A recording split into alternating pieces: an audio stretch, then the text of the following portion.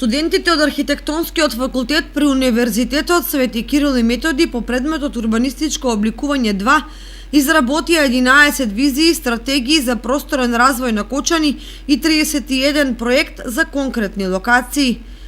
Во петок на 15 февруари овие трудови ќе бидат презентирани пред градоначалникот Николчо Илиев и стручните служби од општина Кочани.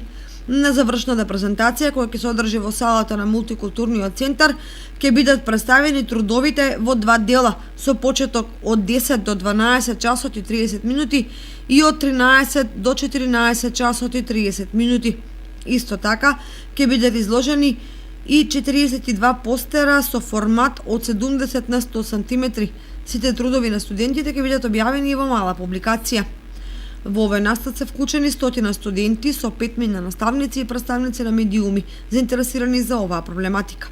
Соработката со која архитектонскиот факултет дава поддршка во урбанистичкото обликување на Кочани започна со посетата на студентите и професорката по предметот урбанистичко обликување 2 Дивна Пенчик во октомври минатата година.